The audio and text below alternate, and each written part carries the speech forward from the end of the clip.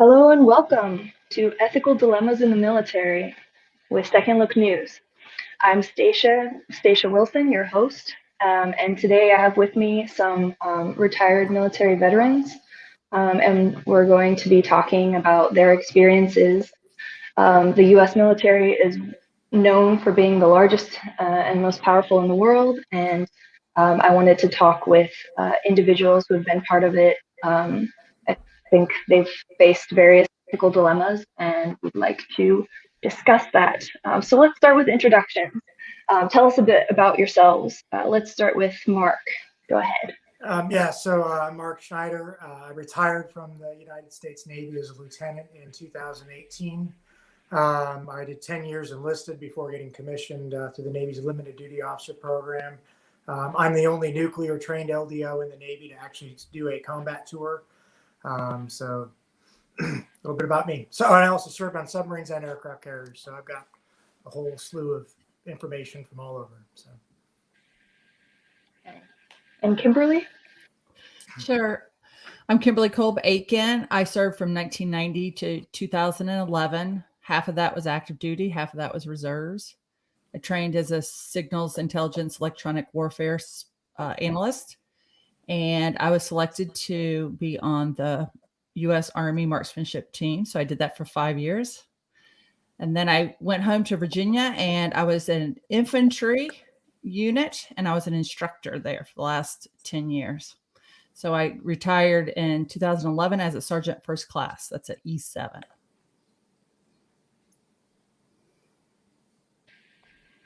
Thanks for being with us today. And Shane, go ahead. Hey, everybody. My name's Shane Hazel. I was in the United States Marine Corps just after 9/11 until the time Force Reconnaissance became MARSOC. I was part of a Force Reconnaissance platoon that did 2 tours over in Iraq, I guess notably Najaf and the Battle of Fallujah during that time, and a lot of direct action. So after that, I got out and finished up school and been in politics, running for different offices as a libertarian ever since. Thanks for being with us, Shane. Go ahead, Craig. Hi, I'm Craig Carroll. I'm a retired Marine, 15 years from 2000 to 2016. I started out as an aircraft mechanic on C-130s, and then I moved over to imagery analyst in the intelligence field. I was also a Marine Corps martial arts instructor for a good period of that. And then I retired in 2016 and became a contractor in the intelligence community for 5 years after that. So still in the Marine, or still in the military industry, and did that as a civilian. So I kind of got a little bit of both sides the last 5 years. Great. Well, thanks for being with us today. Let's just jump right into it. I wanted to start with, are there any situations that you've personally experienced where you had a dilemma between doing the right thing versus following the rules while you were in the military? Well, I know you have one, Mark. I'll jump in mine. I illegally moved 100 Iraqis through Kuwait in 2007. So I was assigned to Navy Provisional Lieutenant Battalion 3, which worked for 16th Military Police Brigade Airborne, which worked for Task Force 134. I was a liaison. I was left behind as a liaison officer in Kuwait at Camp Ali Salim. So anyone who served over there during that time, I'm sure had spent time there. But they were the large prison facility in Camp Bucca down in southeastern Iraq. They had shifted the way that they transported troops in and out. And so they shut down the normal supply route. So the ability to get people there was really dangerous. And so the Task Force 134 flew all these Iraqi religious leaders, teachers, lawyers, and flew them all through Kuwait illegally. And so they show up on my doorstep in like 3 waves. And so I had to get them back in to country, or else if you look at the ethical dilemma of it, is that, there were no passports transported with this, because whenever I moved, any non-military or SOFA, People Status Force Agreement, there were exceptions to that. There was no exception to these people. The 100% right thing to have done would have been to turn them over to the Kuwaiti authorities so they could be, executed in a Kuwaiti prison. But morally, from my standpoint, is I'd rather, these people not die. And I think kind of an interesting side note is that one guy actually had to transport twice, because he came from Baghdad down to Kuwait and then into Buka. And they figured out that he needs to go back into Buka, but in shackles. So we actually shipped him back into Kuwait and then back up to Baghdad so he could be processed in, and then take the detainee flight down to Al Basra to then be convoyed into Camp Buka. So. Wild story. I have one that's not nearly that drastic.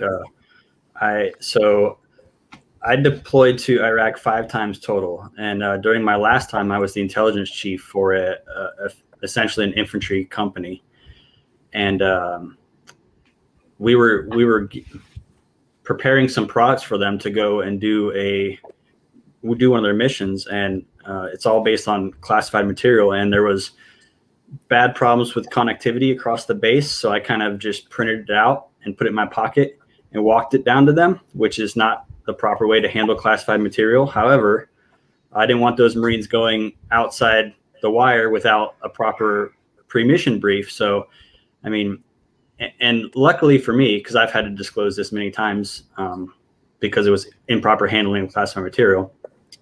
But luckily in that environment, the attitude is really more of like, do what it takes to get the job done and don't be stupid about it. So I wasn't going to the chow hall or taking it back to my room or anything. I took it from where I had to get it to where it had to go, and that was it. And so that wasn't too bad of a violation, but it is one of those things that you kind of have to, if you don't have a lot of confidence that your chain of command is going to back you up, that would be a difficult thing to do, even though it's the right thing. What could happen if they didn't back you up? I will have violated. Yeah, I will have violated classified materials handling procedures, and that's a good way to, at a minimum, lose your clearance, so you can't work in intelligence ever again, and up to and including, like making big rocks into little rocks in Leavenworth for quite a while. It's where we go to prison, Stacia. Yeah. Oh, yeah. Oh. Yeah, there's a federal penitentiary in Fort Leavenworth, Kansas. I'm glad they backed you up. Yeah. That was yeah. What was that, Shane? I was just saying they don't play with confidential information. Like if you violate that, you're going to prison for quite some time. I mean, who was it that we saw just recently? Recently, Kyle, it shows age, right? Is with the whole Hillary Clinton incident, there was some guy at the same time who was like a corporal or something who violated the confidential handling of some materials and went to prison. Yeah, well, and then there was the submarine sailor that had taken some pictures. And ended up in prison. And to give you an idea, the classified material of a submarine specifically, and he was nuclear trained, so I can speak very intelligently about this, is it's a few numbers, which he was taking it with a reactor that was shut down, so you wouldn't necessarily see the numbers that would give any kind of information other than a meter maybe in the background. But he took the camera into a classified space and took pictures, and that's the big no-no. Even though, and talk about ethical dilemma, when I was a junior sailor, that was a common thing. There were pictures of me that my command posted up at award ceremonies from our deployments, where there were pictures of me literally standing in reactor instrumentation control underneath the primary shield water expansion tank, with a full beard and uniform, because that's what we did on submarines. But that was a normal thing back in the 90s and early 2000s, but it's completely different the way that they operate with cameras on submarines now. I wonder if this is a good time to bring up whistleblowing then, because when I hear this, I'm like, what's the proper way to, like, if something improper is happening, are there ways to, like, correct it without going to jail yourself? I think the better question is there any way to do it without being exiled or murdered? Right. I mean, in this day and age, if you bring something out, you look at, Manning or, anybody else who's released classified material out there that's actually hurt the state. And boy, I'll tell you what, you're either run out of the country or north. Yeah, so there are proper procedures for some of this. There is your chain of command that you can raise issues with internally all day long. Obviously, they don't have to listen to you, and they might disagree with you as to whether whatever you're concerned about is actually unethical or not. And the lower you are in these processes, the less aware you are of the larger picture. So if you feel that there's something unethical going on and it's in classified areas, I guess you're talking about general whistleblowers, so it doesn't have to be classified. But when you don't have the larger picture, you have to be that much more certain that what you're seeing is wrong without the larger context, which is rather unlikely. That's not to say that, always do what your superiors say, because that's also not correct. We're taught, it's in the culture and it's in the regulations that you not only should you not follow an unlawful order, you may not follow an unlawful order. But there's miles and miles of gray area between what is lawful and what is ethical. So there's the internal discussing it with your chain of command. There are a couple other less formal internal routes. You can talk to, like, people in your specific occupation who may be outside of your chain of command to try and adjust policy or find exceptions to it. There's also, every unit has available to them some form or another of inspector general, which is kind of like I don't know how to describe it exactly. It's kind of like the outside of the chain of command internal oversight apparatus of the military. It's like internal affairs for police departments. That's right. Yeah. And so, I mean, if there's a problem with the system, the IG is still part of the system, so that doesn't eliminate all of it, but they are there for that kind of thing. Again, not perfect because they're part of the system and they're subject to the same, orders and incentives as the rest of the system for the most part. So those are the proper ways. And then the other thing that military members have is that you're authorized to write your congressperson, so you can send a letter to them. And I had a MDiv chief, so machinery division on a submarine, that he literally had a list of items that were broken that he would write into a letter that he had drafted up for his wife, so that if the submarine sank, that she could send off. Because he would, say, we need to fix the following items, and would get told, no, we're going out to sea with this. Letter never got sent because, the last time the U.S. lost a submarine, out to sea was the USS Scorpion. So that was in the 60s. So. Okay, so all of those are assuming that anything unethical that there will be someone in the system who will hold it accountable. Do you guys have any thoughts on, like, I don't know any people in the military who have done whistleblowing. I don't know if Snowden was military. So you're going for the Snowden, Manning kind of big leakers or whistleblowers, right?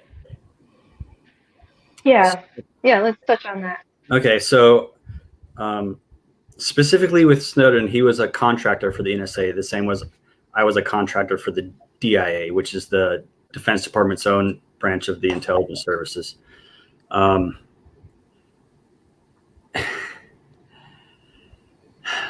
It's really hard to know. Like I said earlier, you have to be very, very right if you're going to do something like that,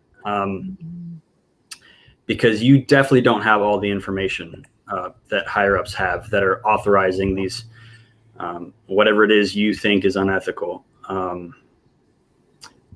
There's certain things that like feel really bad because we are in the business of killing people, right? And it's very easy for that to be done in ways that are distressing and potentially, very questionable. But I believe Chelsea Manning was a corporal or a specialist at the time, which is a fairly low-level enlisted guy. And Snowden was a contractor contractors don't even fall in the chain of command. Like nothing is run up or down through them generally. They're there to do a specific job and they're mostly left alone to do it. They're not given the broader picture a lot. So for someone at that level to make a big disclosure that goes against, the entire chain of command, the entire apparatus, as in this case, the intelligence community, that goes against, laws that have been in place. There's a huge oversight process that Congress has. In fact, every person that works in the classified space has their ID badge. And the only other thing that's consistent on that lanyard for everyone that I know of is an intelligence oversight card, which tells you what you cannot talk about and what rules apply to you and where you go if you want to learn more. And that's annual training that they have to refresh every year to make sure they know, these are the oversight rules. This is coming from Congress, et cetera. So it's not that there should never be these leaks. There's always a chance that something unethical is happening and the American people deserve to know. But man, you have a lot of people who looked at it before you. And if you're going to second guess all of them with probably less information, you really better be right. And you're going to stake everything up to including your life on it. So you really better be right. And not just that, you are going to impact the mission in the future, right? Because if we're talking about something classified, and even not necessarily something classified, you're going to disclose things that are kept secret for very good reasons. Even if what you're disclosing is, some people were killed that shouldn't have been, that let's say for the sake of argument, they definitely should not have been. That information is classified, not just because the country doesn't want to, the military doesn't want to let it get out, but because how that strike was conducted, the video that you're looking at is classified so that our enemies don't know what our capabilities are of monitoring things in real time. Depending on what you let go, what you let out, I haven't looked at a lot of these leaked things, so I'm speaking mostly hypothetically here, but you could let out one piece of information that the only way that could be known is by a specific person that is an asset in a foreign country. And if you let out just that piece of information, it's like, oh, it's one sentence, no biggie.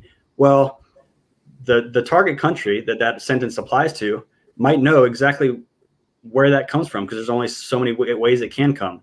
And so that source is going to die tomorrow quietly, or they're going to shut down that avenue of collecting that kind of information if it's, say, some kind of signal or wiretap or whatnot. So there's a lot more on the line than just the truth needs to be out there, even if it does. The question is what are the costs and whether you're authorized to make that call.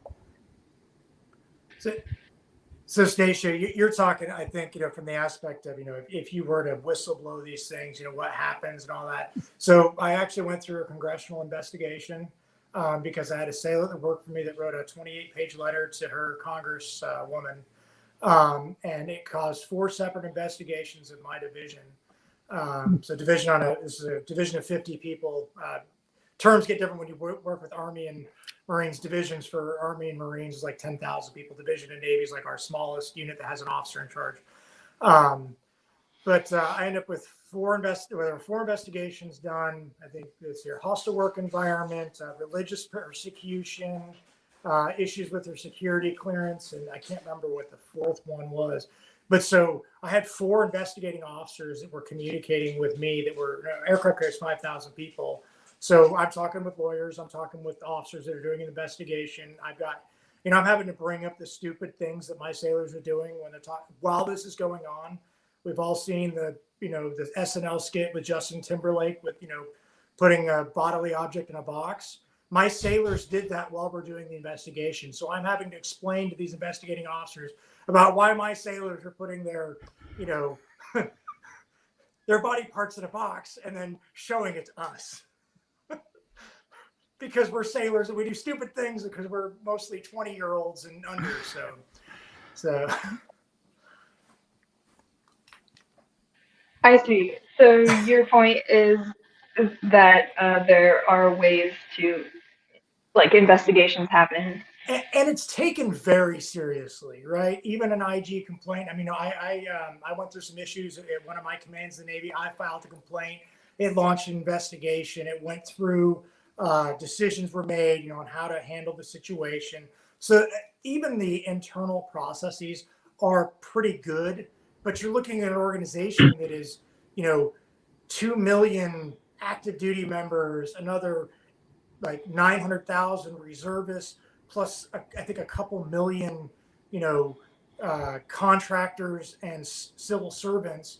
So you're trying to manage this behemoth with all that stuff. So it's not as simple as, when you look at, Enron is simple, right? You've got a company doing something bad, you go bring it up to the federal government oversight, and you whistleblow. So and you have protections in the law. Well, in this case, Enron doesn't have classified material. At least I didn't think, but it's very easy to want to take these simple examples and apply it to the military when the military is this weird, convoluted, machine by comparison. And just to give credit where it's due from, any potential leaker side, the fact that an IG exists, and if you've gone to your chain of command and tried to convince them that this is wrong, and you still think that it's wrong and your chain of command is ignoring it, the fact that the IG exists isn't necessarily comforting because, it's kind of like the analogy of the internal affairs with the cops. Like, if I go and do this, what's going to happen to me? Maybe not officially, but what effects is this going to have on my career, and what kind of treatment am I going to get from my command, since I'm clearly going around them and going to cause them a lot of headaches with this. And so it's not as easy as, if something's wrong and your chain of command won't listen, go to the IG. It's not that simple. The mechanisms are there, but there are all kinds of incentives and all kinds of directions for all the different players. So it's not a simple process. We probably do need to do a little bit more in making those avenues of problem resolution that don't impact individuals' careers better. I don't know how we do that with human nature being what it is, but it's definitely could use some improvement. Yeah. Hey, Kim, did you want to say something real quick? Yeah, go ahead. I was going to say, I wanted to add to this because I think it's very interesting. This for anybody that's still that's thinking about leaking or has ethical dilemmas or anything like that that's weighing on them. This is a catch-22, and we're kind of beating around the bush here, right? Because when we get high enough into the military apparatus, what we're talking about is politics again. This is a wholly political game. They're painting a narrative so that we can justify what we do around the world for ridiculous reasons. And so if things unethical we do, you're right, but you might want to hold your tongue until you get out, because in the military, if you're going to do this, you're going to run against the grain and you cannot win. If you challenge your superior officers or the IG or anybody like that, guarantee you lose. And if you go ahead and leak it anyway, you still lose. So you better have an out, a plan. You better not want to live in America anymore. You might want to watch, if you like watching your back for the rest of your life. That's really what we're talking about here. And controlling that narrative is their job. That's kind of the key to all of this. If we're talking about people who might think about absolutely going out there and releasing information. Yeah, I mean, it's not going to be easy no matter what. Either you're gonna violate your own conscience, or you're gonna turn a big system against you. Leaking is definitely a way that will not. I mean, unless you find some angelic Congress people to protect you, it's never going to go well for you. I will say those don't exist. I will say there are plenty of, in fact, the vast majority of these issues can be resolved in-house, depending on how major they are and how far up they go. But I've handled a few ethical dilemmas, small scale ones with my chain of command, and you just have to learn how to be persuasive and make your argument and show the pros and cons. And you have to talk to people tactfully and make them want to do what is needed. And most of the people in the military are good people and will at least give you the time of day to speak. So but again, it depends entirely on the circumstances, and it's far from perfect. Yeah, I guess what I'm interested in is like the military is such a powerful force in the world. Like they have, they can they're killing people, all the time and stuff. So, and surveilling people and such. So it's very important, I think, to the rest of us that there is enough accountability for, who's being killed, who's being watched, stuff like that. So that's interesting to talk about. Shall we move on? Any more thoughts on that? Okay. Let's talk about PTSD. I found out something from Kimberly that I'd never heard before, that if a military person is diagnosed with PTSD, they can lose their right to bear arms and lose their job. Tell me more about that. So I hope it's improved, but in the early 2000s and 2010 time period, if a soldier was diagnosed with PTSD, and normally soldiers do not come back from theater and say they have PTSD. There are a lot of reasons for that. One is they don't want to go be held up because it'll take them longer to get out processed from theater. So like they want to get home. And if you say, I have some problems, they will spend weeks, maybe months, in medical hold. So that's the first reason they don't. Second is it's stigmatized. It's just, let's just push through it. You'll be fine. And there's a lot of self-care going on, self medication going on, especially alcohol that happens in the military. That's part of the culture.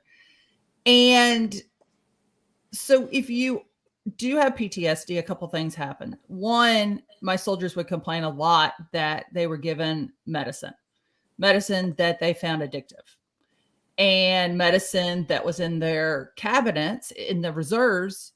You're a civilian when you get back from theater 28 days out of the month. And so you had to watch your medication. You had to watch it around your kids' friends. And that was a big problem. And on top of it, the commander has the choice to say that you are not mentally capable of carrying a firearm. This is not a trial. This is not a jury. This is not a lawyer. This is not a judge. This is nothing. It's just your commander who's like, nope, you're not carrying a rifle. Now, if you can't carry a rifle, you're non-deployable. If you're non-deployable, military doesn't need you. So that was going on in the early 2000s. I don't know if anyone else experienced it, but I saw it a lot in my reserve unit. So I actually experienced this personally. I was diagnosed with PTSD by the VA on my exit health questionnaires because I didn't want to bring it up while I was in. Because I don't know who knows how much about the nuclear Navy, specifically submarine. We're the highest paid group inside the military, bonuses and sub pay and nuclear pays and all this stuff.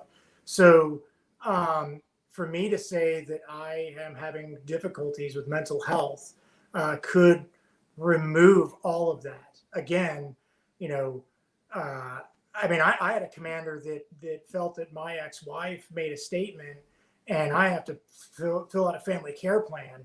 And I went to Navy legal and found out that my commander didn't know what the hell he was talking about. And that happened. That scenario played over with basically every commanding officer I had on board submarines, as far as a commander thinking that they understood the letter of the law without consulting a lawyer. You go talk to a lawyer, and the lawyer's like, "Whoa, what are they doing over there?" Mm-hmm. I'm like, "Give me your XO's phone number and call the XO, and like, hey, you got to be careful right now because you're violating law." But I was smart enough to go find those things, and by the time I was senior enough to see these repeated patterns occur, that it's pretty terrifying. I mean, I imagine an E3 soldier that comes back from deployment, he wants to make the Army a career. He saw some pretty crappy stuff. He's still capable of carrying a rifle, at least in his mind and in the minds of the psychologists and the minds of Army medical. But his commander, is that commander's in like,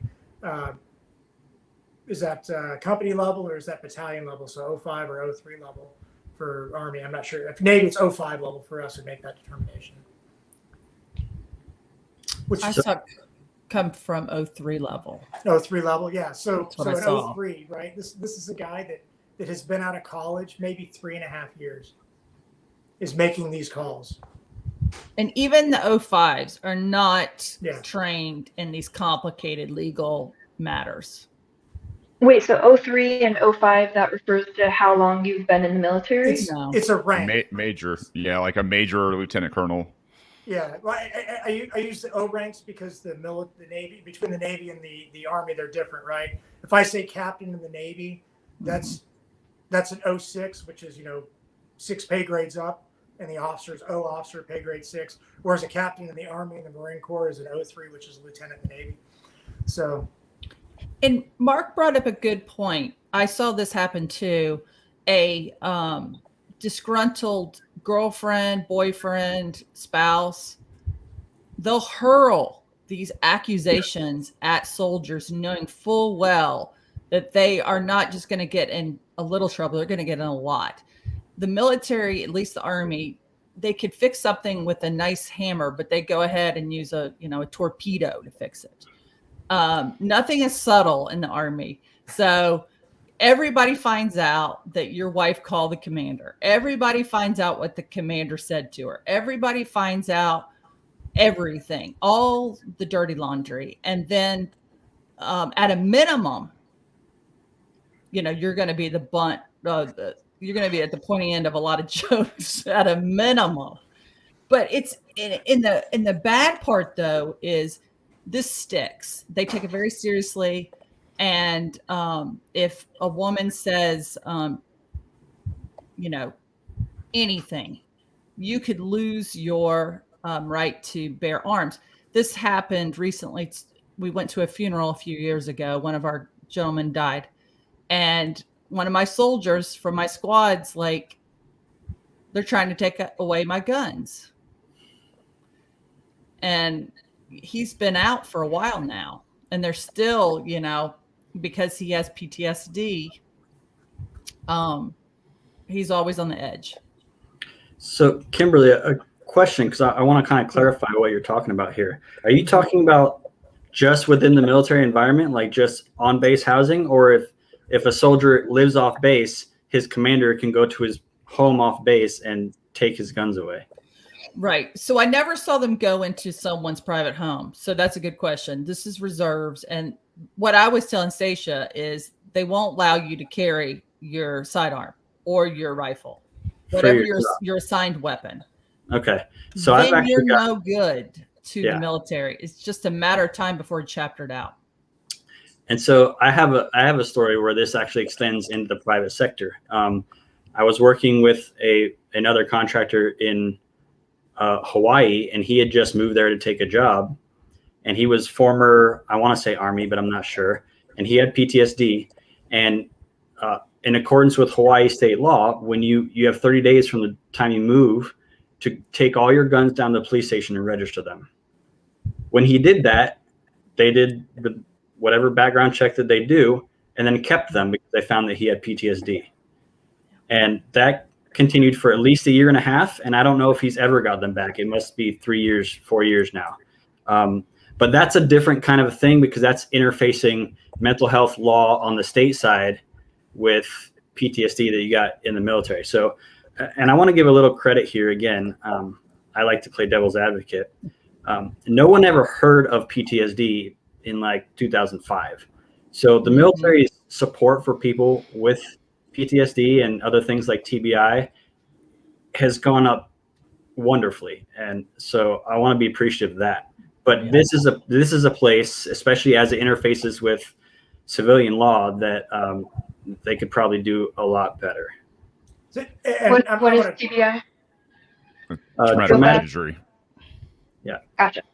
Yeah. So, and Craig talking about the improvements that they are making. The Navy Submarine Force has actually attached a clinical psychologist to every submarine squadron because of mental health issues that were cropping up to the point of, there was an increase in suicides. There were huge amounts of performance issues that were occurring within the submarine force. So they've actually have psychologists where it's a walk-in. They're not allowed to discuss anything with your command. They're not even going to tell your command that you're there. The level of secrecy that the psychologist has, that he is authorized, is even more than most of, at least the Navy. I'm not sure how it is for other services. Like to the point where, you just go tell him that, like he has his own corpsman and everything. And they will actually put in like a fake medical appointment that you attended. So that the medical guy, the corpsman on the submarine, can't find out that you went to go see the psychologist. Mm-hmm. Like that's the level that they're trying to destigmatize it in the Navy, which is, I think, is a very impressive thing that they're trying to improve on. But it can't just all for a second. No, go ahead, Shane. I was just going to say, talk about a little bit of this on the separation side too, because I remember when I was transitioning out and a lot of my buddies were doing so at the same time. And PTSD was actually one of those things at the Veterans Hospital that was being pushed. It was being incentivized through dollars, right? So it was really a weird situation. So as I was doing this, I was a little bit older than some of my counterparts because I went in when I was 21 and very politically minded as well, and kind of knew how the government worked and how they had treated veterans in the past. In terms of kind of like these, I don't want to say kid gloves, but like, oh man, this guy's a grenade, right? Especially the guys with, shell shock is what they used to call it, PTSD or whatever. And so they started, asking questions, like, hey man, there's like, what is it, like $4,000 guy who declares he's got, TBI or PTSD or something like that. And for a guy that's getting out and leaving something he knows and trying to transition into this other world, that kind of sounds good. And to have to warn him and sit there and say, hey man, if you sign up for this, there might be other implications that come down the line from your home state. And a lot of times it's the state outside of the military that drives this kind of thing. If you're receiving any type of benefit, PTSD type money or whatever, and that's on a record, and you live in a state where it's, part of, what they know, then you can, sometimes they'll come after you. And so I think the other thing here to mention is the Veterans Hospital is very, very quick to push designer pharmaceuticals on people. And this is a huge problem. It's a pill factory. And, from a guy that's no kidding, a combat vet, I will tell you, I didn't know that I even had post-traumatic stress, that like this was something that I think I had in the back of my brain as I'm more efficient, I'm more savvy, I'm more aware of my surroundings and things like that. But I looked at everything as a mission, including family. And so it wasn't so much that I was having, flashbacks and I was terrified of, things I had done or anything, but it was one of those things where everything had to have a purpose and we were trying to get A to B and it wasn't working. Alcohol was, didn't do any favors. And then, when they did push the pills, I was just like, this is where I got to leave the VA, right? And a lot of people get caught with the pills, which compound issues. So if you're taking, a pill for your mind, it's going to constipate you, or you're taking pain pills, that's going to constipate you, and now you're on a pill for constipation or whatever. It's crazy to me in 2021 that these guys don't have access to things that are natural and grow free, whereas the military will look at you kind of as a, you went from the asset column into the liability column, and now it's almost like they just want you off the books, right? So if cannabis, psilocybin, and things like that, if there's guys out there that are still struggling with this, the in or out, find some people that have been down this course. You can contact me on my channel, Shane at radicalpod.com. And I'll tell you right now, if I can help anybody out and help anybody through this and stay away from the pills, please do it. Shane, you brought up cannabis, and that's interesting. We just made marijuana legal in Virginia, but the soldiers still are not to partake. They're federal employees. It's not a federal law. So whatever the states do does not apply to the soldiers. So they really have to be mindful. So that E3, he might not know the state law. So that's where that middle management, that sergeant leadership is so important in all of this. I think that's going to be a common thread here. And so I want to take just a second to play devil's advocate to the devil's advocate that I played before. So maybe I'm the angel's advocate at this point. I don't know. But despite all the better and still imperfect support for PTSD and other mental disorders in the military, there's still a responsibility. I mean, Mark triggered this in my head when he talked about, you can go see a military psychologist and that be hidden from your command. That's great to encourage people to go.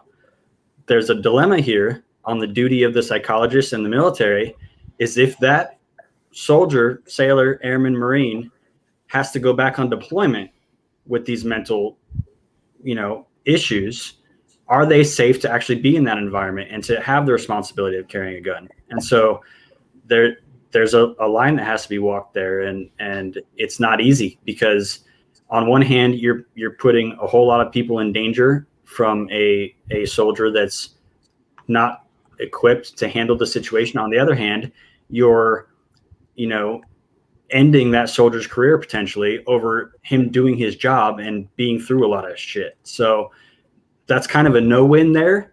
And the right call is very often, impossible to make. I mean, yeah, that is true. And now there is, when the psychologist does these things in the submarine command, I'm going to clarify what I said, is that he still evaluates the person. The person is not safe to go underway. They're not going underway, right? We're not going to put a 19-year-old or I guess 21-year-old kid to operate a $2 billion nuclear reactor that's not mentally there. So it's, they do evaluate them, and, there are processes that they go through. But as far as I'm struggling, I need to go talk to someone, because there was a big stigma in the submarine force. If you said the words mental health, they'd just kick you off a submarine. Like, I need to go talk to mental health, and that was just boom, you're gone, right? And you take a 21-year-old kid that just got a $100,000 bonus. Now he has to pay back a $100,000 bonus. He's losing $600 a month in sub pay. He's losing his C pay. He's losing his nuclear pro pay. Like, I mean, we're talking, this is, a house level's worth of money that this kid is going to lose because he goes, I'm having a bad day. I need to talk to someone. Oh. Mark, you reminded me of my youth. So I was at the Defense Language Institute learning Russian for a year. And it was hard academically, look to your right, look to your left. These people will not be here when you finish. It was a third of us made it through a year long. I had the same speech. And it was true. Yeah. And I ended up going to the Troop Medical Center for blood in my stool, and they found out I had an ulcer. So an ulcer comes from stress. So I had to go, I got the mental health, call. I had to go see the psychologist. And all that ran through my mind, Mark, was I'm going to lose my bonus. I'm going to lose my clearance. I'm going to lose my job. And I'm going to go home humiliated because I have an ulcer. Yeah. And it's no joke to be in the mental health checkbox, even as a young soldier. Well, and one of the things that, when you look at the mental health is, how hard do they treat us like, horses. They ride us hard and put us away wet. Like, I mean, or just die. There's it on submarines, the fast tech submarines, they're designated SSN followed by 3 numbers. And the SSN, everyone jokes, stands for Saturdays, Sundays, and nights, because you work late and you work on Saturdays and Sundays. We take sailors. I mean, I had a period of time where I was working 14-hour days for 2 months. You literally burn people out. When I did my last submarine, I did a new construction submarine. I was doing availability. My blood pressure was trash by the time I was done. I'm talking, I was having to be medicated. I literally left and went to the command that provides oversight to the shipyard. I was on blood pressure med in 2 weeks because just being out of the stress of the job it's just incredible what we put these young men and women through. And then we tell them they're weak if they have any problems. Wow. Well, that brings up something else I wanted to talk about. I was made aware when I lived in Okinawa that military people's bodies are actually U.S. government property. And actually, in talking to 2 of you, you brought up that you've just had all the vaccinations. You don't have a choice. So have there been any ethical dilemmas that you faced where kind of your personal choice and your experience as U.S. government property have conflicted? So I'll tell you this. So when you do your combat deployments, you have to get the anthrax vaccine, it takes 6 shots to get through it. Then there's a periodic booster. And so the way I was dealt with that was that I would never schedule the next one. I would make them come to me to just delay them. Right. So I only ended up getting 3 of the 6 shots out of a 20-year career, with going into theater and places like that, because I literally if you're not going to sit me down in a chair and give it to me right now, they're like, nope, I'm not doing it. And when you get to a big ship on a carrier, for some reason, there's always this weird bureaucracy in medical. I'd show up for some medical appointment, like an audiogram or something like you need your anthrax booster. I said, okay, are you ready to give it to me now? Well, no, you got to schedule it. I said, okay, I'll get right on that. And I just leave when I got done. And just basically force the military to if you want me to do it, you're going to find the time to make me do it. Absolutely. Yeah. I think this is probably, you asked earlier if I had any ethical dilemmas. It's well, I never got caught. So it's whatever. But with the medical stuff, all the time. The anthrax stuff specifically, I remember when we were first over in Kuwait in 2003, there was pills. We had to sign waivers. And I'll tell you right now, when they weren't looking, they went over the shoulder and we did not take those damn things. As their property, I was just no, you know what? If we get sick, we get sick. I'd rather deal with that stuff than what I've seen, uncles and everything else like that deal from Vietnam. No, thanks. Well, so maybe someone has more information on this, and if you do, please enlighten me. But I was always under the impression that your body's government, U.S. government property is a myth, and it's mostly a threat. And so the only times I heard this 2 times. Once was when some young idiot Marine would go and get some ridiculous tattoo and was told you can't do that because you're now can't go do your swim qual or do PT or whatever. And the second time was before we would go on holiday liberty, which is a fancy word for time off. We were told if you get a sunburn, you have damaged government property. Yeah. So I think, somebody please correct me, but I think the you are government property thing is actually a myth. It isn't it's real. absolutely It's not a that myth. we're actually government property, but there are stipulations where because if you do get a bad enough sunburn or you get a tattoo and unable to perform your duties, well, now you're in a dereliction of duty status. So they are authorized to take you to non-judicial punishment for that. And I do know guys that they were told before the weekend, hey, put on some damn sunscreen, and they didn't, and they had to go to medical and were put, had major blistering, and they were unable to do their jobs. And hey, you were told, keep them, this is part of your duties to care for your body. You failed to do that. That's a violation of Article 92 of the Uniform Code of Military Justice. I'm going to take you in front of the captain, and you're going to lose a rank and take some money from you because you're a moron. So I've seen it from that perspective. Now, I have seen a sailor that was taken an NJP for refusal to get the flu vaccine 1 year. So that was an interesting one, was that he did not want to get the flu vaccine. And, that was his thing. He didn't want, and he was willing to die on that hill. And he went and, I think he lost $100 a month for 2 months and a suspended bus. So he temporarily lost, his rank was lost on the books. And if he did anything bad within 6 months, he'd lose 2 ranks. So, you can easily get in trouble, Stacia. I was a urinalysis observer for way too many years and had to do that exciting job. Let's watch the urine So leave the body. if you fail to pee in a cup the proper way, there is major ramifications for that. Worse probably than refusing to take a vaccine, because you're basically guilty at that point. So, That's how they treat it. I had a root canal I checked into a command on a Friday right after I had a root canal done. And then I had major swelling. I went to the ER, ended up getting prescribed, painkillers that are, narcotics. And on Monday was when the urinalysis guy showed up. And so I, went in for my urinalysis, and you'd have thought I was a criminal because I wrote on this, I literally wrote, I spoke to the urinalysis coordinator saying, I'm going to pop on this drug test because I am taking these drugs right now. Here's the bottle, in fact. And literally, a month late, it was a month later before someone found out, like one of our medical guys, like Renee was like, why are you taking those? I said, I had a freaking root canal and I went to the ER. They gave me the drugs. I wrote on their C medical record. Here's the bottle. Like, some people were panicky about it. My commanding officer was great. He was like, yeah, I went and sheepishly knocked his door. I was like, hey, I just want you to know I'm not a drug addict. I literally had a reason. I threw away the extra 2. I only needed 1.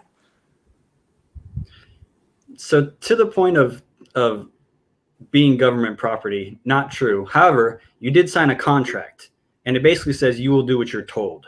So any of that you don't do, whether it's putting on sunscreen, getting a vaccine, or telling your boss to go screw off, you can't do any of that without facing punishment. I will say on the vaccine side, I've never had any problems with any of them. I got all of them. I couldn't tell you how many.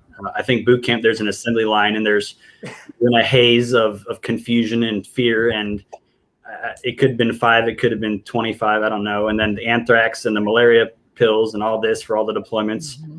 I never had a problem. A lot of people complained about the anthrax, that it hurt their arm a little bit. I never had that. So I will say I had no problems with getting all of them and still have no problems with it, which is why when the COVID vaccine came out, I was like, it probably doesn't matter. They've pumped me so much full of stuff. What's one more? Were any of you guys part of a trial?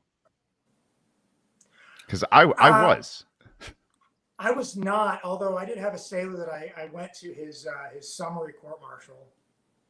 Okay. Which was on a carrier underway. That was definitely an interesting event. Yeah. We in boot camp, we didn't have a choice in.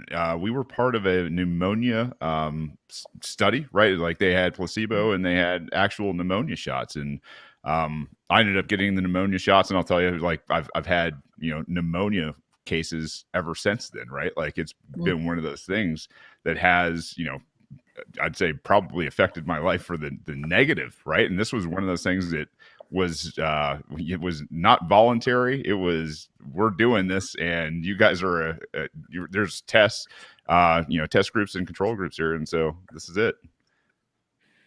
That's wild. It's 2001. Trying lots of stuff then. Oh, I want to jump back. We were talking about PTSD, but Kimberly also brought up MST, which I hadn't heard of before, which is military sexual trauma. And do you want to explain more about that, Kimberly? Sure. I hope I can give a little good news too at the end. So military sexual trauma is basically sexual assault. it's separate from sexual harassment. Sexual harassment might be, anything from a joke to inappropriate touching, or keep making passes when no one's interested. That could be sexual harassment. I taught that for years, by the way. Sexual assault is when sexual harassment. Sorry. I was the equal opportunity representative for about 15 of the 20 years I was in. So I got to teach this a lot. And I was also the consideration of other facilitators. So once a month, the commander would say, I want our group to talk about this subject, like alcoholism or fraternization or something that we either needed to talk about as a group or we needed to revisit.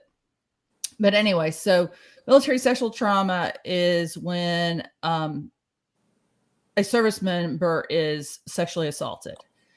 And it's not a popular thing to say, but it happens a lot to the younger soldiers.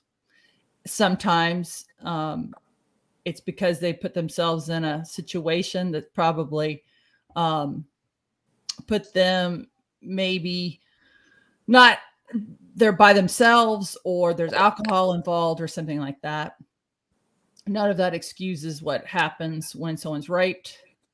And it happens more often in combat than it does in peacetime. And I just read that it happens at Fort Hood and Fort Bliss more than at the Pentagon. So it's interesting data. But a lot of women either experienced it, know a woman that's experienced it, and we say things to each other like, don't go on that deployment because the Allied soldiers, are not, they don't value women like the Americans do.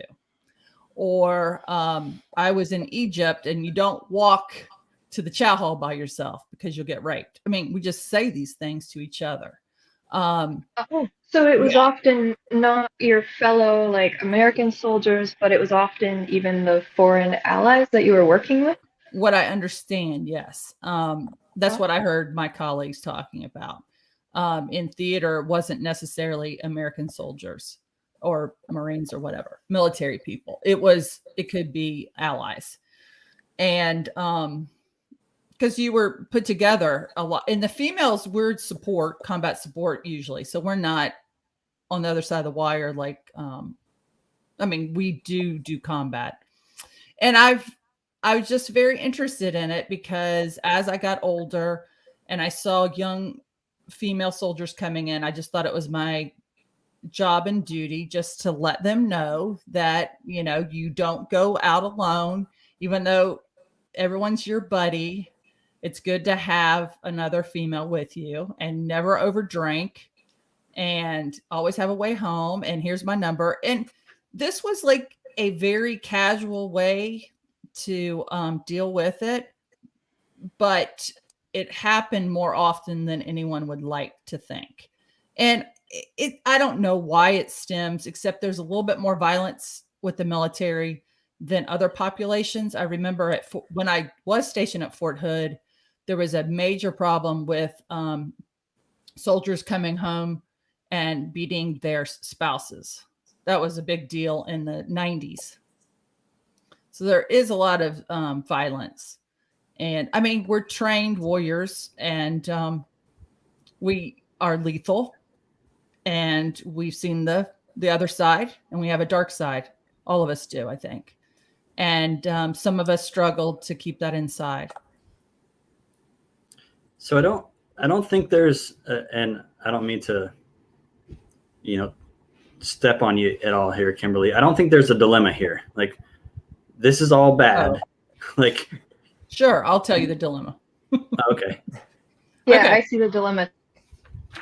So if you report it, then it's taken care of. Most women don't report it. 60% don't. And when it happens, they might do it years later. They might do it after they get out. They don't do it at the time. And they don't do it because fear of retaliation is one. Two, they see who's in charge and who will be dealing with their mess, if you will, and they don't trust them. and we're going back to this chain of command. They're not trained in any way. So the ethical dilemma is, do you tell or not? And I have counseled people on whether or not they should. I was in a situation where someone attacked me. It did not result in a rape, and I did not tell because I talked to that person once they were sober. I talked to my sergeant. So this is the NCO chain of command, not the officer chain of command, which I've trusted more. And that soldier left the unit because he realized after that incident that he needed to stop his alcohol abuse. He had an alcohol problem. And so he made a very daring speech to the entire unit as he left that he had a major problem and he was going to get out of the military and get it fixed. So that was my experience. Yeah, so I can speak a little more to this now. I was the military has, I don't know how old it is, but it's called the Sexual Assault Prevention and Response Program, or SAPR for short. And every unit has, again, I've been out for 5 years now, so this might be slightly dated, but every unit has a SAPR victim advocate, a uniformed victim advocate. And they've done, the SAPR program has done I was that advocate for my unit for a handful of years. So we take in any reports of sexual assault. We also do all the training whenever it's required or desired for the entire unit in certain prescribed ways. It can be big group training, which I find very ineffective. It can be small group training, which is much more effective. But luckily, I never had to advocate for a victim or a survivor.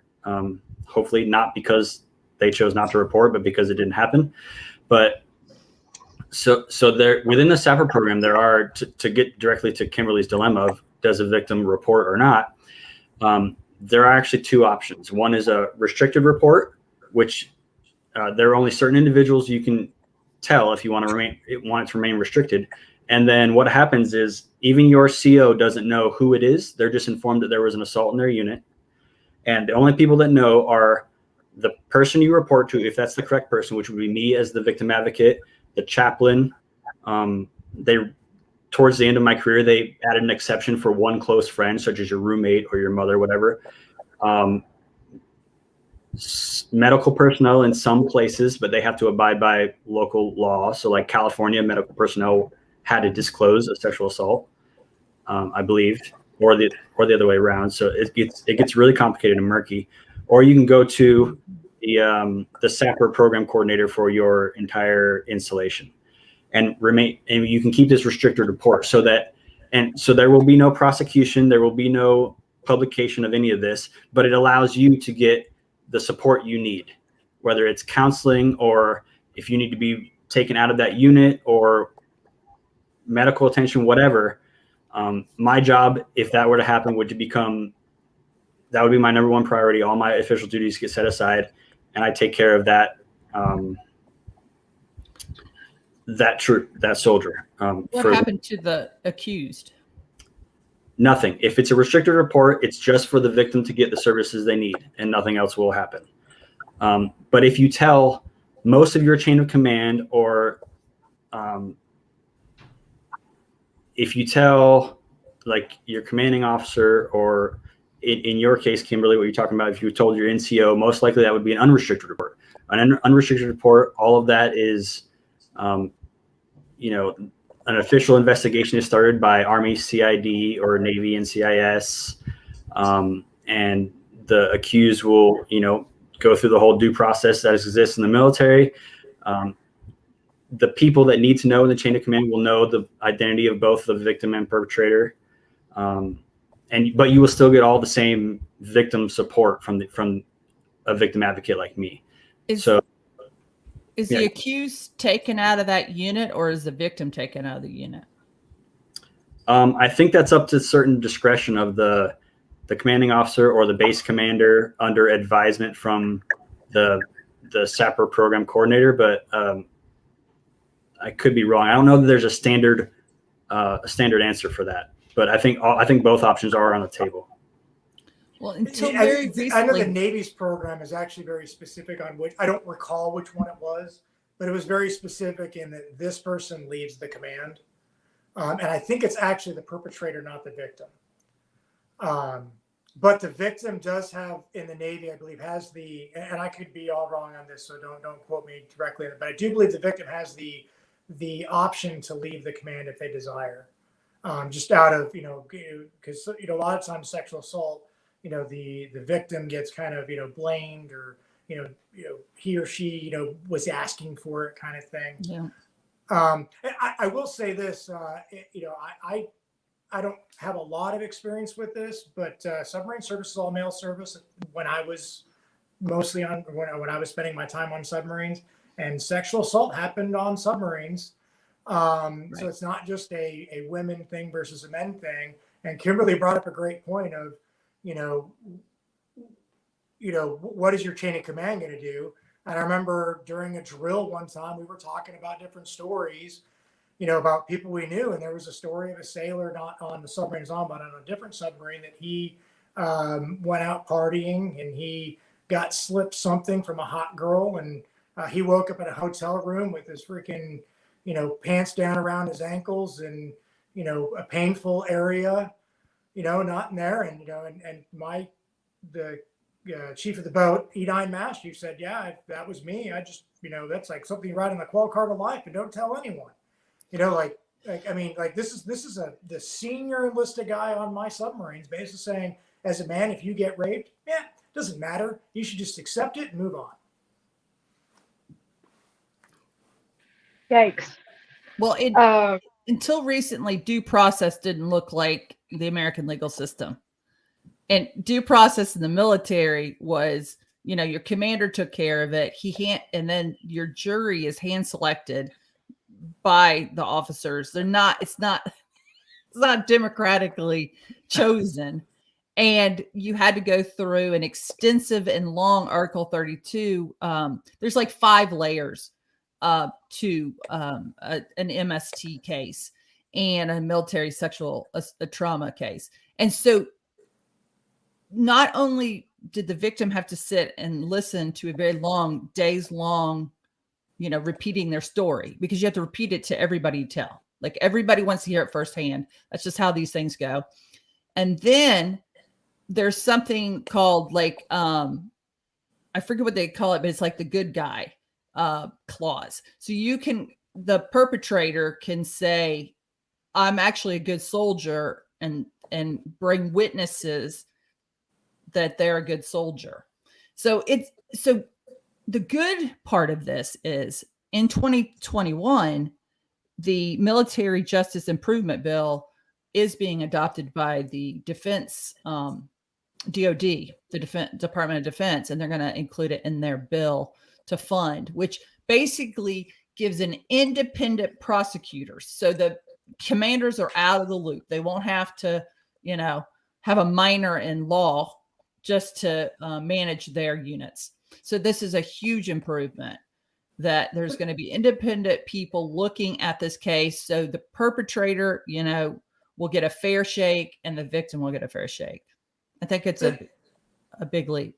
Yeah, to give Stacia a little background in the audience here is that the military has, we have the Uniform Code of UCMJ, Uniform Code of Military Justice. Yes. And there's different types of trials that can occur.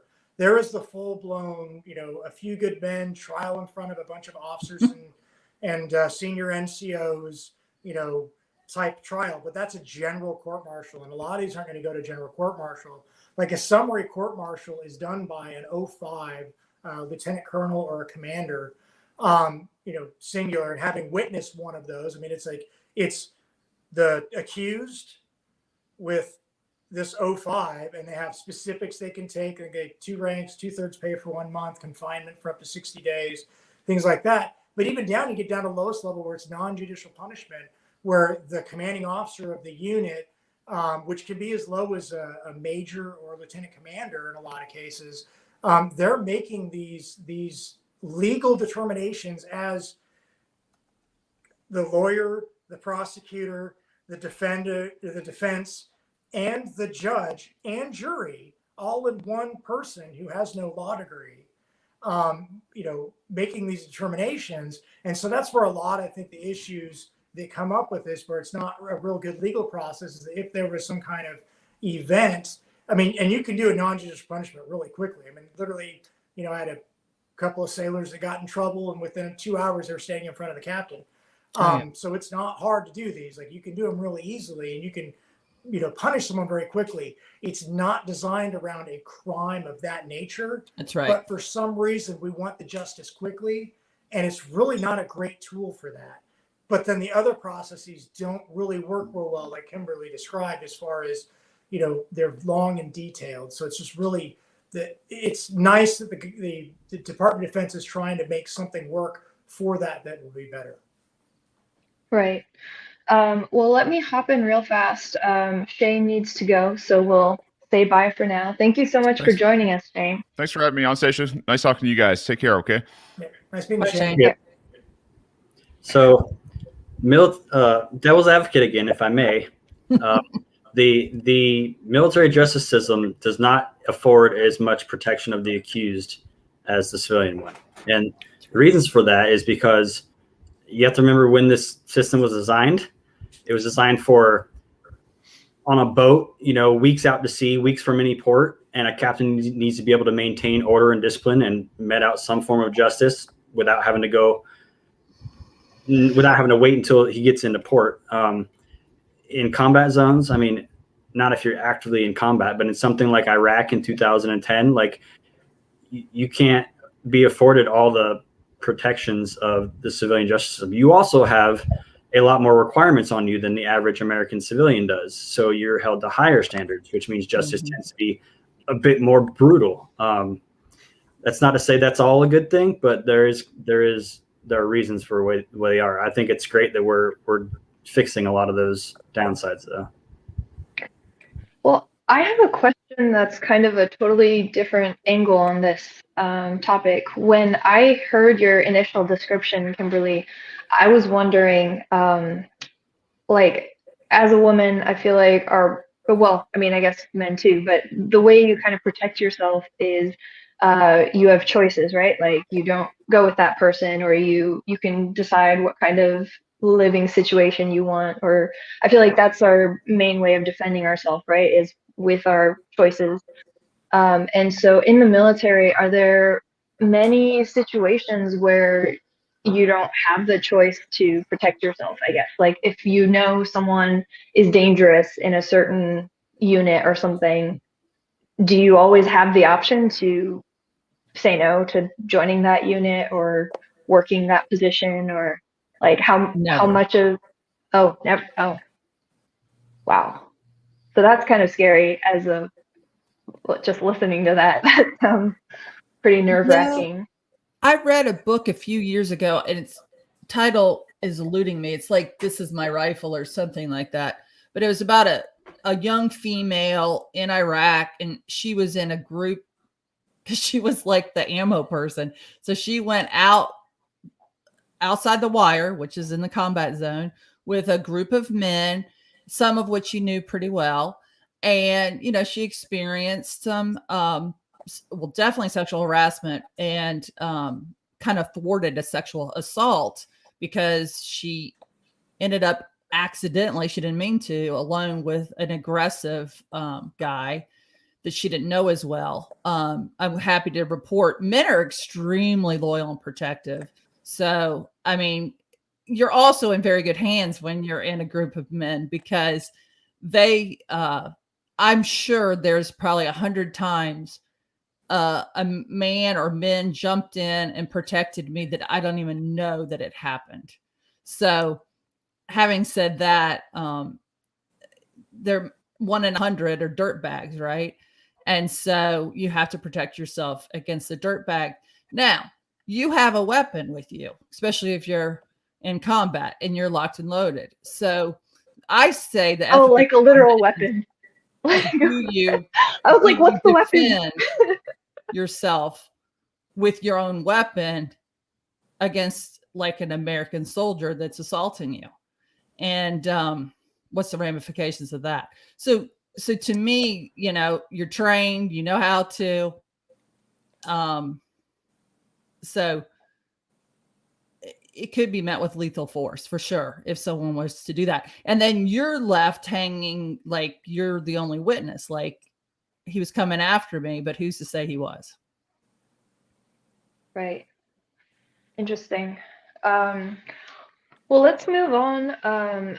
A number of you, or at least a couple of you, brought up critical race theory as something that you're concerned about in the military and how that's affecting combat readiness. What are your thoughts on that?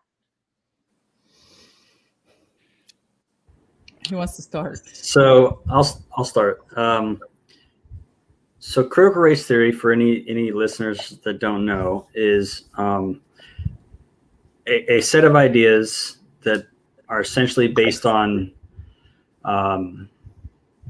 Marxism and some other academic theories, not in the scientific sense, but in the descriptive sense, from colleges, mostly in the U.S. back in the 70s. And what CRT essentially says is that based on one's race, one is either a permanent victim or a permanent oppressor.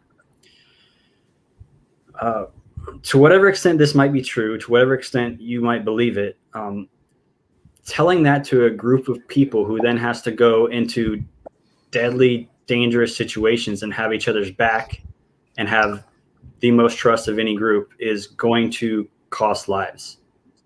Full stop. If I can't, I mean, it's just like Bubba Gump, right? Yeah.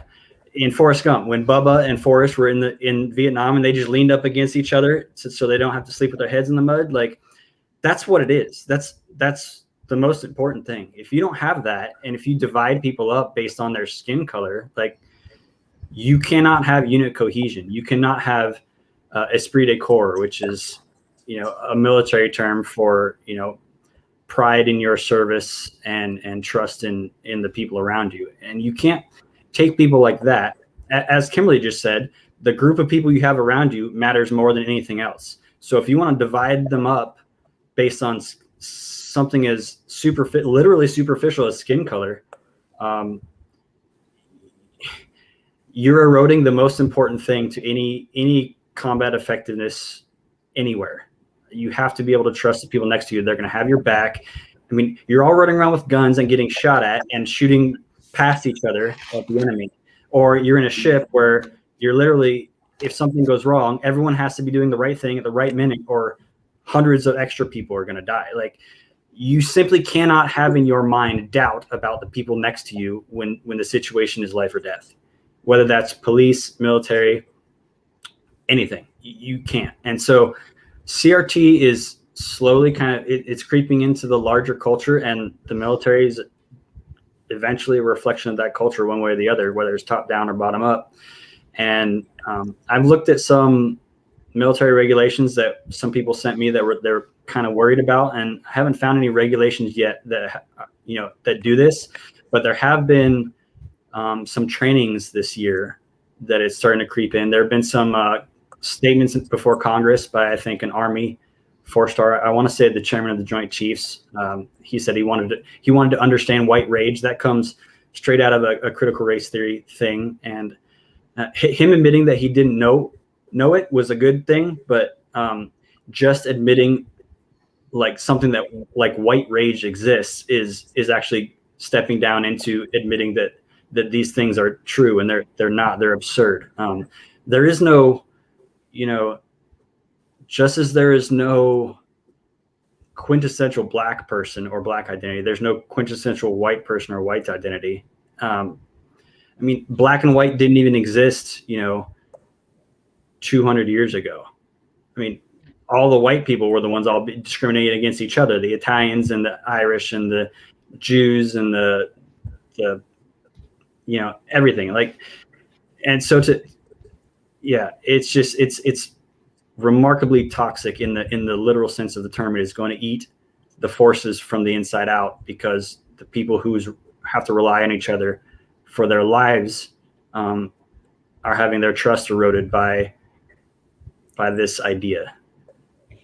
So it's So- interesting, and I'm going to look at it from a little different perspective, and that is the amount of burden that we put on the military, whether it's critical race theory, whether it's transgender transitioning process, whether it's repealing the don't ask, don't tell. The amount of training and effort that goes into this is one of the biggest problems that the military has. There was at the beginning of my career, basically training was uniform regulations, right? To make sure I knew how to wear my uniform right. Maybe some liberty, I'm going to get ready to go on a long, weekend, how to not, get in trouble or get hurt. And then everything else was primarily about my job. And by the end of it, I'm having like 5 or 6 trainings on, what the process is for a transgender person to go through a transition process. I don't need that. Most of us don't need that in the military. The person's going through that. They need that training, and the senior command staff need that training. And if your command is affected, then you bring in the training. But for some reason, everyone in the military needed training on transgender the transitioning process. And I'm not saying that, transgender should serving like that, but my whole thing is like the entire military does not need to waste billions of man hours focusing on this training when they need to be focused on the mission. If you're a Marine and you're kicking in doors, you need to be in the field, pretending to kick in doors, right? On a submarine, to be drilling and killing, operating, a reactor and weird, processes so that if we have the actual casualty, we can respond on it, much to Craig's point of the fact that I have to be able to trust the person next to him. Well, the erosion comes not just from the division of people, but from the fact that we don't put as enough focus on the training. And so the fact is that as I spent more and more time in the Navy, the officers that got more and more senior actually trusted us less, not more, because we don't have the training that we used to, because we're focused on soft training, not hard skills. So there's this mentality that Mark's articulating. It has echoes of something that I've heard a lot, which is that the military is not a place for social experimentation, which I think is actually somewhat false, because the military integrated blacks and whites back in the 50s, long before the larger culture did, and that turned out to be a good thing. So it's not that there should be no social experimentation or socially progressive policies in the military, so long as the only barrier to them is bigotry or ignorance, then the military should get rid of that. But it's like I was in the Marine Corps when Don't Ask, Don't Tell was repealed, and all the gay people in my unit. Go ahead. What is Don't Ask, Don't Tell? Real fast for the. Don't Ask, Don't Tell was a policy where if you were gay, instead of banning you from the military, it was simply that no one was going to ask you and you shouldn't tell. It's your personal business, right. And we don't want to know, because if we did find out, it caused a problem and you tended to get kicked out. So when that was repealed, all the gay people on my unit said, "Hey, I'm gay," and we all went, "Okay, yeah, carry on." But so I went through 3 training sessions so that a bunch of gay people, which they were great. I mean, we already knew who they were. Right. Like, it wasn't a surprise, but so to go through all this training, they're like it was like the biggest deal in the world. It's like, you know what? We already all know. Like, if people need training on how to okay, they got to be gay now. They got to be open about it. Who cares? Right. And so this is my point, is that you can make these social or cultural changes in the military without a problem, so long as the only barrier to it is some kind of bigotry or ignorance, which should be gotten rid of. That's not the case with CRT. CRT is actually putting bigotry and ignorance into people by telling them that they are divided. But it's doing the exact opposite of the integration in the 50s. So that's where I draw the line. And the transgender thing, trans people can be whoever they want to be. The problem is you can't. If there's medical procedures involved in that or medications that you need to have, you can't deploy. So just as if you have a mental disorder and can't deploy, you can't function as a military member if you're in a deployable job.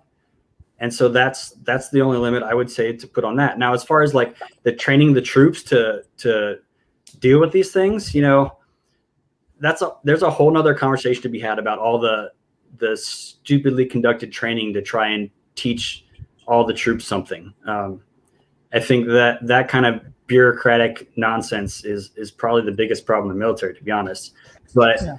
there are ways to do it that are effective, and those should happen. But yeah, that's all I got to say about that. Yeah. So I was thinking through this, like, how would I feel if back in the 90s that we had training on how different women are from men? How would I feel about that? Like, would I feel empowered? Would I feel better about my unit, my fellow soldiers, my command? And the answer is no. I would feel outed, vulnerable.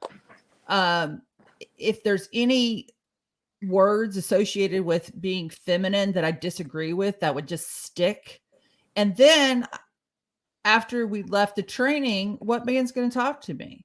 You know, they're going to go, oh, you know, she must agree with everything that just happened because they just told us all women feel whatever negative word you want to put in there.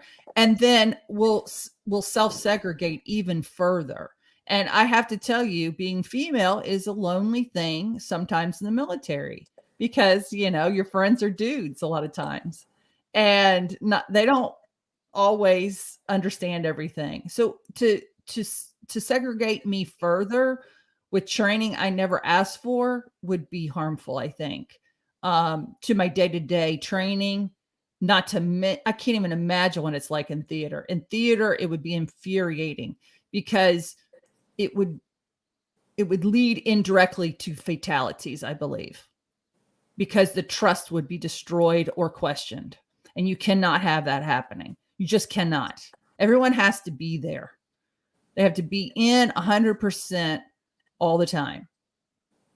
So it's interesting how when Craig brought up the integration of the Army, so Truman signed that executive order, but it didn't actually occur until under the Eisenhower administration, out of necessity. So I read this giant book when I was reading it at work. Between moments, it was like literally that thick. It was called The Forgotten War, talking about the Korean War, and one of the things, the social experiment of the military sometimes often works best when it's out of necessity, right? And in the Korean War, the units, when North came down, were literally just wiping out units to the point where,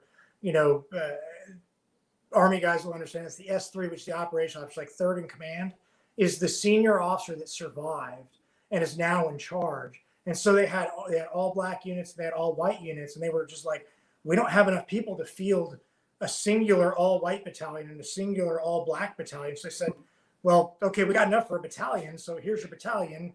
The S3 that was the black guy. Well, now he's the S3 for the the command and the battalion CO of the other the white unit. So it came out of necessity, much like when you look at the Civil War. Even people protested the fact that the units from the movie Glory, where they brought up the all black units to fight the war. There were huge amounts of protests because blacks can't fight and all that stuff. But the fact is that we needed more troops, and these people wanted to do it. They wanted to be involved, and it's like let's allow the military to lead as opposed to forcing something and again dividing. Right? I mean, we as a military have done a good job with a lot of things. We did things poorly. The integration of women onto ships was a terrible plan. Throw an all-male ship, the USS Dwight D. Eisenhower. They threw 10% of the crew suddenly women and gave them no preparation, no training, and oh, by the way, we're going to set a policy that says we're going to rip all urinals off a ship in the exact same month for maintenance reasons. As you threw women onto ships, it's they're pulling it all off. It's like, oh, they're pulling them off so that because they're because of women. Turns out no, that's not actually the reason why. there's all these different things where you got to prepare. But ultimately, women on ships are a great thing on combatant ships. They've done great. I've had amazing women I've served with, and I've had amazing. It doesn't matter. There's everyone in the military. Most people I served in the military have been great people. But to divide us, I think, is terrible. Getting back to critical race theory in the military, though, Mark, sorry, I just wanted to make sure we get into this because it's an important point, I think. First, critical race theory is a legal theory. So, when they say critical race theory, I'm talking about the spin-off from critical race theory. So I think we have to be very clear. I'm not saying I'm really smart, but I can tell you that I've read a lot. And I've watched hundreds of hours of podcasts and YouTube videos and read Kendi and D'Angelo and learned about critical theory through my left-leaning friends. I still don't understand it. So to give such a complicated, nuanced idea to a mega institute and keep it simple, stupid is the principle of all training in the military. KISS, right? Keep it simple, stupid. I can imagine all the trespasses that will happen as that gets boiled down into simplicity. So I can't keep it simple in my head. And I've been thinking about this for a long time. And this is a huge, I just don't know why you would fix something that's not that broken. I think our experience, at least that's what I hear us saying, is yes, keep bigotry, racism, sexism out of the military. And that I really believe that needs to be from leadership. Leadership needs to be paying attention at all times. Yeah, but, the military. Oh, I'm sorry, I didn't mean to cut you off. Go ahead. But introducing a problem that was fixing itself, because 31% of the military in the active duty military in 2018 were racial minorities. I do want to push back a little or play devil's advocate. I think from a critical race theory perspective, it would be said that it's not dividing people. Obviously, I think that that definition, they would disagree with that definition. And then also, I think they would say it's not happening fast enough, or there are more problems than we realize as white people. So just throwing that out there as we've heard of it all. They would be wrong. Sure. They would be very wrong. So I've always thought that I've watched people, white people that have grown up, in Nebraska that never saw a black person until they got in the Marine Corps. A black guy who grew up in, the inner city Baltimore who never really saw a white person except for maybe the occasional cop who he distrusted, right? People like to say that racism is based on hate, and I think that's true for very few people. I think it's based on ignorance mostly. And so the military, with bringing everyone together, putting everyone on equal footing and saying, we don't care what your skin color is, you're green now or blue or whatever. Well, we're all maggots when we start. Right. A great way to equalize everyone is to tear them down equally and, scream in their face and make them live in austere conditions. But the military really rids you of that ignorance of the other, whatever it is, very quickly, because you see people around you. You're required to perform joint tasks to reach objectives together daily. And so it's not that there aren't racists in the military. They're there, just like there's some everywhere. If your group of people is large enough, you're going to catch some. But the military is a great mechanism for getting rid of it. Because otherwise, that guy from Nebraska is going to go who knows how many decades without seeing a black person. And the guy from Baltimore is going to go who knows how many decades without ever having to work with a white person. And so CRT, and Kimberly makes a good point. It's not critical race theory itself that's being taught. Like I said, that's an obscure academic mental toy that very smart people play with. But what comes out of it is this idea that white people are oppressing people of color. They always have, they always will. They can't help it. That is where they're wrong. So just to push back on that, I think it's actually saying that the system is racist, and white people are just part of the system. So it's not like a personal racism; it's the system itself. Just to clarify. So that's an interesting perspective because I remember when the Navy reinstituted photos for boards for officers. So it used to be that the only delineation that anyone knew of your race or gender when your profile went up in front of a board, the only thing that they knew was he and she. That was it. So the fact is that these promotion boards are done basically blind, right? Other than the fact that, when your package goes up and you have a person who's reviewing your package and to present it in front of this panel of officers, that literally the only thing that at least the Navy, and they've taken the photos away again. And the only thing that they know, there's no ethnicity on anything with your record that is presented before the board.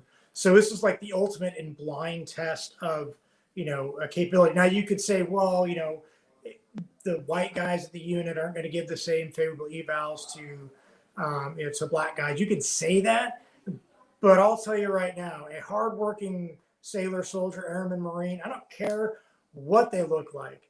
If they're a hard worker, they've got my vote every single time, right? That's the key is that the hard work really does pay off in the military. And I think what Craig is basically, what he's done a fairly good of articulating is that you're saying that it's oppressive to be basically, one race over another, when it's like, the military, race is like essentially a non-issue for 99.9% of what goes on.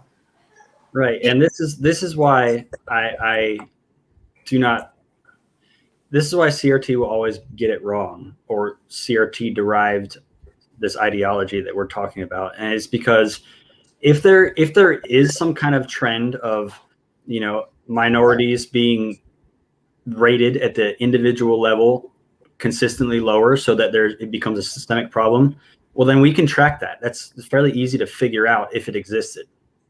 But what CRT says is, like you pointed out, Stacia, is that it's the system. It's out in the ether, and you can never find it, and you'll never root it out. It's just the way it is, and the only way to fix it is to, be racist. And it's not that race isn't something that should be looked at and very carefully. The Marine Corps, and I think all of the DoD, correct me if I'm wrong, my fellow panelists here, but the Marine Corps has had an equal opportunity program in place for, I think, decades, at least the 90s. Oh, yeah. And that is the program to go, let's make sure we're not, looking at people, let's make sure we're not treating people differently based on their race, essentially.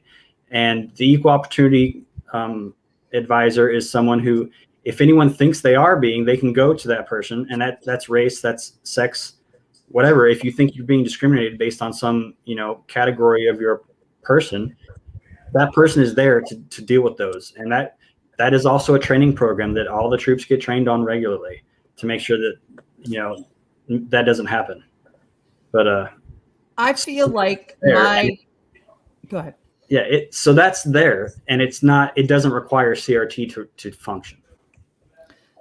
I just think race is the most uninteresting characteristic of a military person. I think there are 1,000 things that I could tell you are more valuable to judge a person, or not judge, just to have a relationship with. Yeah. Well, let's move on to the last topic I wanted to cover. We're running out of time, but I just wanted to ask your thoughts real fast on like the ethics of taking a life. Whether you guys participated in combat personally, or it was just something you were facilitating as part of the military apparatus. How do you feel about that? Like being like your job being to take lives? So this is something, like I said earlier, I was a martial arts instructor, and so I literally taught hundreds of Marines how to kill people. And so we talk about the ethics of this in that martial arts training.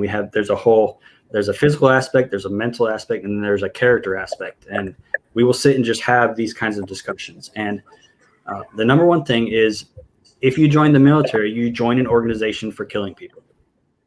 Accept that right away. That's why there is conscientious objectors when we draft people.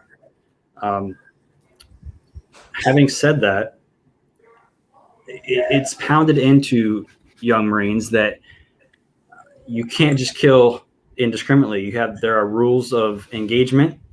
Those sometimes get real weird and real restrictive. And,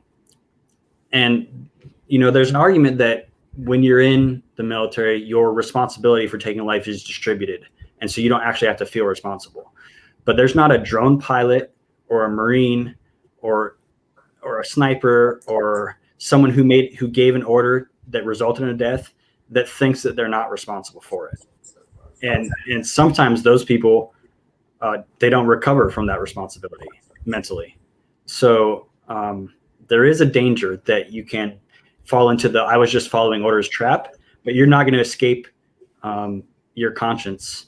And if, again, there are always exceptions, right? There might be sociopaths and psychopaths in the military. And in fact, there's a good argument that the military is the best place to put them. Yeah. Because they can be useful, and they can be, their worst tendencies can be supervised and mitigated. But no one outside of those very rare occasions takes life unless they have to. There are always extreme circumstances where something, it's the ultimate chaotic, the ultimate high pressure situation. So there's always going to be things that go wrong. And we have to hold people accountable for that. And we generally do a pretty good job when we can piece together something other than a general feeling of something didn't go right. So yeah, maybe that's a good place to start. So it sounds like ultimately you do believe that if killing is happening, it's for reasons that you would support, like. So, okay, the person, the Marine on the ground who's doing the killing doesn't get to second guess that. Like, if they have an order and they have a mission, they have to do it. That generally will include killing people. You don't make an ethical judgment every time you pull the trigger. You simply don't have the time for it. Because if you do, you're going to be ineffective. You're going to lower the effectiveness of your unit. You're going to put your fellow Marines at risk. You're going to potentially put your unit's mission at risk, which potentially has downstream repercussions for other units who are counting on you to get yours done. And so that's simply not something you can do. Generally, maybe it's reached cliche at this point, but generally when you're fighting, you're doing it for the man or woman immediately to your right and left, and that's all you're thinking about, because that's who is going to suffer immediate consequences from what you do or don't do. The average Marine on the ground doesn't get to, disagree with whatever war they're dropped into. You have to make peace with that before you go, or take it up before you're out on a mission. But it's not something you can do in the moment. You don't have the mental resources to do it. So I have a very different take. So where, talking the individual Marine doesn't get it you don't kill indiscriminately. I spent the better part of a decade practicing and training to murder billions. So literally multiple times a week, I'd hear, manned battle stations missile, for training without guidance with launcher, simulate spinning up all missiles, or some other thing like that. And, I remember no matter what they said, it was nerve-wracking to me until the captain said, "This is a drill." Like the whole thing, like they go until, this is a drill. Like, flat out, like it was this long litany, and it did not matter every single time, but I literally trained to destroy cities. And, and dozens of cities, not one or two, dozens of them, in excess of 100. is how we practiced, which is pretty terrifying when I look back on it. And the ethics of it, we as the guys, being nuclear trained back in the engine room, we figured out how, if each one of us wanted to stop a missile launch, how could we do it if we disagreed? We had our Crimson Tide moment where we go, how could we stop this? If we disagreed at whatever reason we were launching, how would we make it stop? Which is an interesting thing. A bunch of guys, sitting around for 6 hours at a time. And this is a conversation that would come up, frequently, and how we could, but would we? That was always the question, and these ethical, questions, never as specific as Craig having these specific discussions with the Marines before they went out. Ours were very intrinsic. Ours were very much on this is our mission. Our mission is to basically destroy the planet. Well, what does that mean? If we're launching because we are the ultimate second strike, when you look at the nuclear triad, you've got submarines, you've got submarines, you've got air, plane-based, and then missile silos. The submarine is the only one that is a second strike. The other two are really first strike. So if we're launching, it's because our entire planet is dead already. So very interesting take on the dilemma there. And that just, that made me think of something else too. You don't want the going back to the Marine on the ground, you don't want that person making the ethical choice to kill or not kill. You want to give them rules so they don't have to think about it. But you don't want, an 18-year-old kid who's had 6 to 9 months of training deciding who dies and who doesn't, because that's going to go way worse than a bad rules of engagement from the top, right? I guess that's just a flip side of why those calls, because you want that kind of authority to be exercised by elected officials, people who Americans have had a say in who makes that call. And it's not the 18-year-old private first class on the ground with his boots in the sand. So do you ever disagree with the actions the military has taken, or you don't really think about it? It's kind of a non-option, really. Yeah. I disagreed all the time with things, the direction the military has gone on something, or the direction a unit of mine has gone on. I have, we all have that. We all have our disagreements, and, and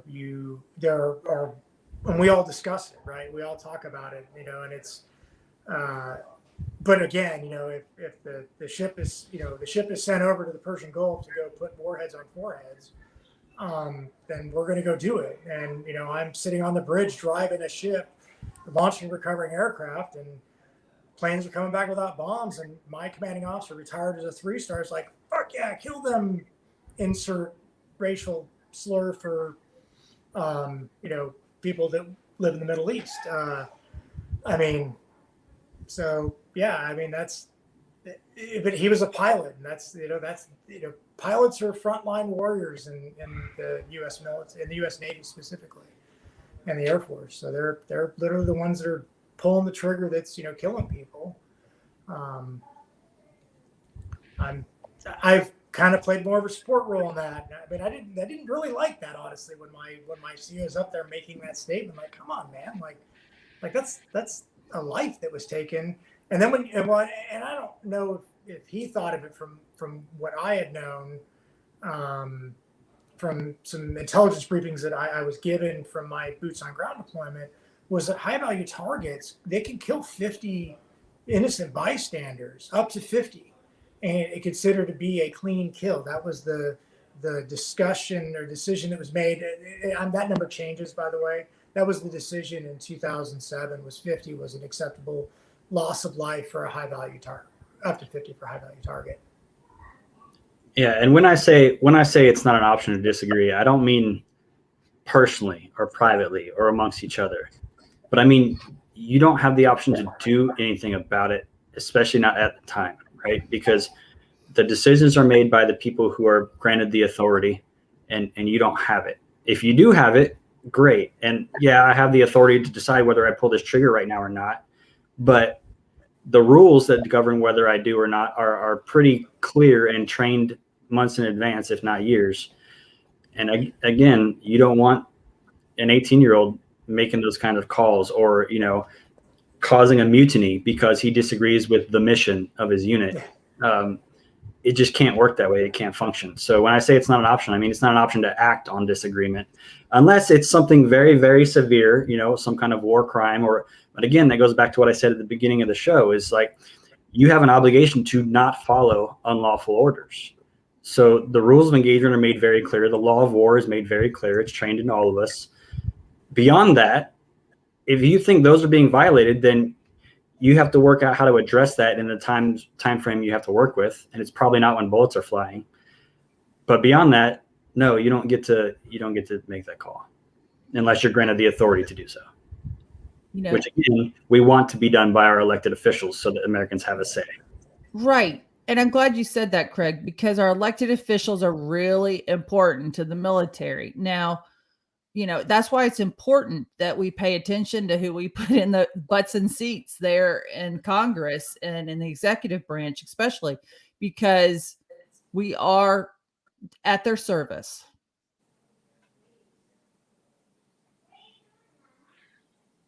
Okay. Well, thank you all for sharing. It's been a really interesting discussion. Yeah, thank you for sharing your opinions. Thank you for joining us. And yeah, be sure to subscribe, hit the notification bell, like this video, and we'll have more content for you soon. Thank you, Stacia. Thanks for the opportunity.